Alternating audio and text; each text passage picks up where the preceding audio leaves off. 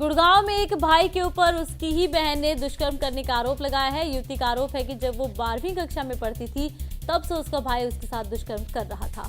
हाल ही में जब वो अपने घर आई तो आरोपी भाई ने उसके साथ फिर से दुष्कर्म करने की कोशिश की, जिसके बाद युवती ने थाने में जाकर इसकी शिकायत की।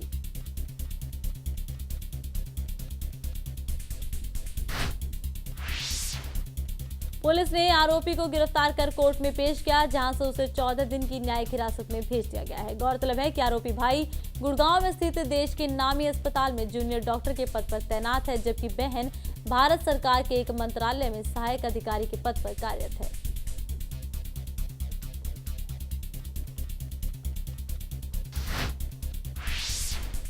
पानीपत के बाबरपुर के पास 7वीं कक्षा का एक छात्र नहाने के दौरान ड्रेन में बह गया। आसपास के लोगों ने उसे बचाने का प्रयास किया, लेकिन उसकी जो शव है अगले दिन ड्रेन में पानी कम करवाने के बाद झाड़ियों में फंसा हुआ बरामद किया गया।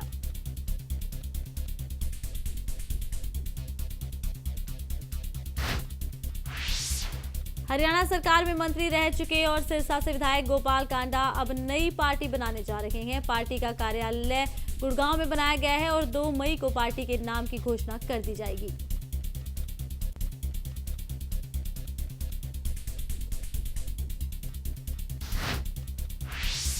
रेवाड़ी जिले के गांव बांस बिटौडी में एक 32 साल के व्यक्ति ने घर में ही फंदे से लटककर अपनी जीवन लीला समाप्त कर ली। सूचना मिलने पर पुलिस मौके पर पहुंची और शव को कब्जे में लेकर पोस्टमार्टम के लिए रेवाड़ी के सामान्य अस्पताल भेज दिया।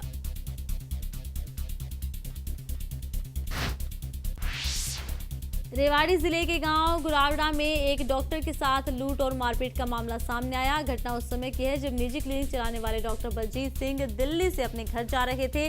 तभी 4 युवक आए और उनके साथ मारपीट करने लगे। उनका मोबाइल और रिट्स कार लेकर फरार हो गए।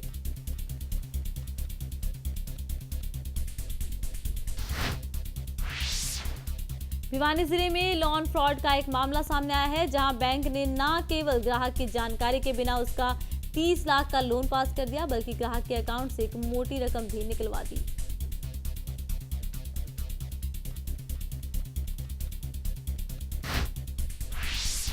भिवानी में इलेक्ट्रॉनिक की दुकान चलाने वाले दुकानदार मान प्रकाश गुप्ता के मुताबिक उनका कोटक महिंद्रा बैंक गुड़गांव में 0 बैलेंस का अकाउंट है। 15 मार्च को ईमेल आई कि उनके लोन के 29,35,800 रुपए चेक के माध्यम से निकाल लिए गए हैं। मान प्रकाश ने बैंक के खिलाफ पुलिस में शिकायत दर्ज करवा दी।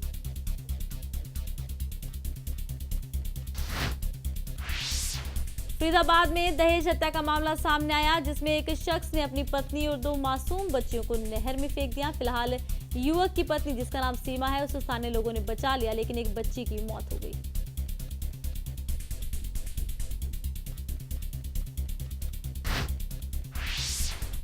नहर में डूबने से जहां सीमा की एक बच्ची की मौत हो गई, वहीं दूसरी बच्ची की तलाश अभी भी जारी है। वहीं सीमा के परिजनों का आरोप है कि शादी के बाद से ही सीमा को दहेज के लिए परेशान किया जा रहा था, उसके साथ मारपीट भी की जाती थी।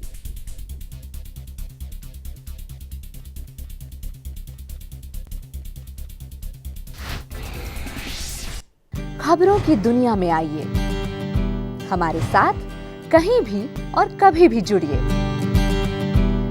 हम मिलेंगे फेसबुक पर, हम दिखेंगे यूट्यूब पर, हमें फॉलो कीजिए ट्विटर पर।